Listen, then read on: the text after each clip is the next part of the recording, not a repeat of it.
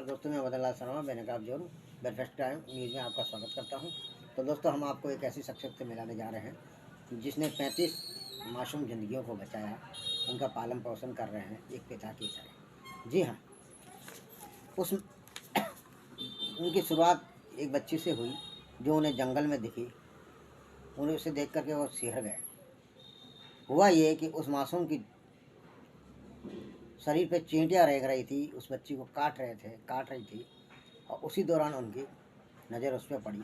वहीं से उनकी ज़िंदगी बदल गई और उन्होंने उन ज़िंदगियों को, अनेक ज़िंदगियों को बचाने का संकल्प लिया, उनके पालन पोषण का संकल्प लिया और वो उनका पालन पोषण करने लगे। जी हाँ, वो शख्स और कोई नहीं, हरे राम पांडे हैं, जो झारखंड के देवधर में नारायण सेवा आश्रम चलाते हैं।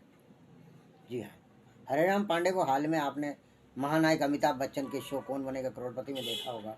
वे झारखंड के देवधर में नारायण सेवा आश्रम चलाते हैं। 35 अनाथ बेटियों को वह पिता की तरह पाल रहे हैं। हरे राम पांडे झारखंड में देवधर के रहने वाले हैं। अपना पूरा जीवन उन्होंने 35 लड़कियों के लालन पालन पोषण शिक्षा को के लिए समर्पित कर दिया। ये सभी उन्हें लावारिस हाल में झारखंड की झाड़ियों, जंगलों और ट्रेनों में मिली थी। वे देवधर में नारायण सेवा आश्रम चलाते हैं। हाल में हरे राम पांडे बॉलीवुड के महानायक अमिताभ बच्चन के शो कौन बनेगा करोड़पति में भी पहुंचे थे। जब उन्होंने इन बच्चियों की कहानी सुनाई तो अमिताभ बच्चन की आंखें भी नम हो गई। 2004 में बदल गई थी उनकी ज़िंदगी। 9 दिसंबर 2004 को हरे राम पांडे का जीवन हमेशा के लिए बदल गया। उन्हें जंगल में एक नवजात बच्ची लावारिस हालत में मिली थी। इसकी स्थिति बहुत खराब थी। इस बच्ची की नाभि और पीठ पर चींटियाँ थी। वे उसे तुरंत अस्पताल ले गए। लगभग 21 दिनों तक उसका इलाज चला। उसका इलाज डॉक्टर आर के चौरसिया ने किया। एक समय डॉक्टर ने भी उम्मीद खो दी थी, लेकिन हरे राम को पता था कि ये बच्ची उनके लिए भगवान का उपहार है, वह निश्चित बच जाएगी। हुआ भी वही। उन्होंने बच्ची का नाम तापसी रखा। आज वह 19 साल की हो चुकी है। वह हरे राम पांडे की ऐसी ही 35 बेटियों में से एक है। जीवन को मिला नया उद्देश्य। तापसी की देखभाल करने से 66 साल के हरे राम पांडे को जीवन में नया उद्देश्य मिला। वे झारखंड में बेटियों के लिए रक्षक बन गए। अपनी पत्नी भवानी कुमारी के साथ हरे राम पांडे आश्रम चलाते हैं।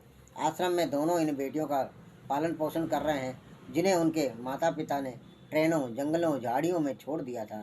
पांडे अपने शानदार काम के लिए बीते 16 अक्टूबर को कौन बनेगा करोड़पति के एपिसोड में दिखाई दिए थे।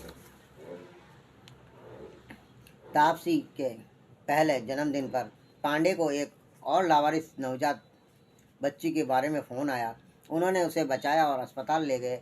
जब खुशी नाम की ये बेटी भी बच गई तो सामाजिक कार्यकर्ता ने ऐसी बच्चियों के लिए आश्रम बनाने का संकल्प लिया।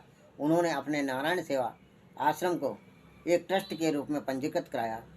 जब उन्होंने पहली बार तापसी को देखा था तो वे सिहर गए थे। उनके मन में सवाल उठने लगा कि भला इन बच्चियों को कोई कैसे छोड़ सकता है।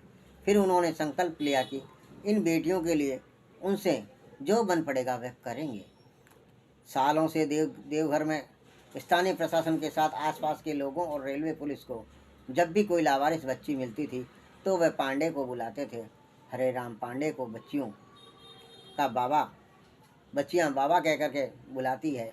उनकी पत्नी ने ऐसी हर बेटी का प्यार और दुलार के साथ अपने घर में स्वागत किया। वे स्थानीय लोगों की मदद से इन बेटियों को अपनी लड़कियों की तरह पालते, पोसते और शिक्षित करते। तापसी और खुशी अभी जूनियर कॉलेज में है। वह डॉक्टर बनना चाहती है।